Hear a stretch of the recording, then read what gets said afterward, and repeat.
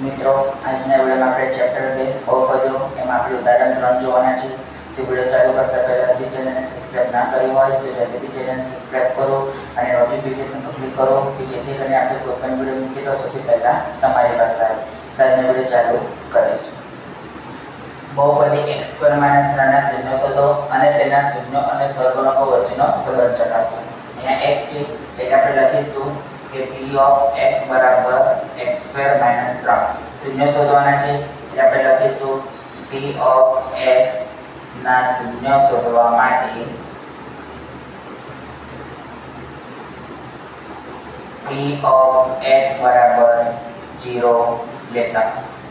તો માટે 0 બરાબર x² - 3 તો માટે x² - 3 બરાબર 0 તો માટે x આખાનો વર્ગ હવે 3 એ કશો વર્ગ જ નથી એટલે આપણે લખીશું √3 આખાનો વર્ગ કેમ કે √3 નો વર્ગ શું થાય 3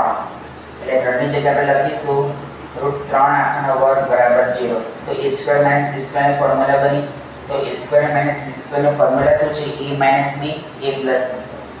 તો x - √3 x + √3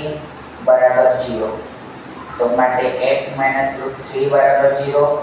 અથવા x + √3 બરાબર 0 √3 માઈનસમાં છે તો પ્લસમાં જશે એટલે x બરાબર √3 √3 પ્લસમાં છે તો માઈનસમાં જશે એટલે x બરાબર -3 આ √3 માઈનસમાં હતા તો પ્લસમાં ગયા અને પ્લસમાં હતા તો માઈનસમાં ગયા તો લખીશું કે આમ આપેલ બહુપદીઓના શૂન્યો આપેલ બહુપદીઓના શૂન્યો √3 અને -√3 છે। √3 અને -√3 છે। હવે શું શોધવાનું છે શૂન્યનો સરવાળો।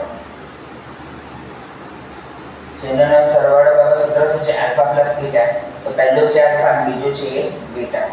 Alpha plus beta plus minus minus ચલો આલ્ફા પ્લસ બીટા નું સૂત્ર શું -b/a આ માઈનસ સૂત્ર b આપ્યા નથી એટલે 0 a બરાબર 1 ચલો માઈનસ ના માઈનસ આ માઈનસ સૂત્રના છે હવે વચ્ચે પદ નથી આપેલું પણ હશે તો x વાળું છે કે અહીંયા x² છે એટલે વચ્ચે જે પદ હશે પણ x વાળું જ હશે ચલો તો લખીશું x નો સહગુણક છેદમાં x² નો સહગુણક અને શૂન્યનો ગુણાકાર આલ્ફા બીટા માઈનસ ને બહાર કાઢીશું √3 ગુણ્યા √3 એટલે √3 નો વર્ગ કેટલો 3 હવે આલ્ફા બીટા નું સૂત્ર શું છે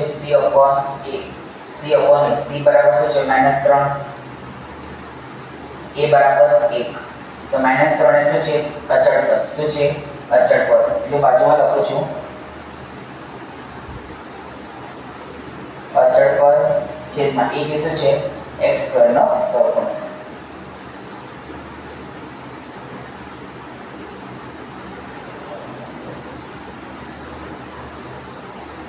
તો મિત્રો આજના વિડીયોમાં આટલું જ કાલે ફરી નવા વિડીયો સાથે મળીશું।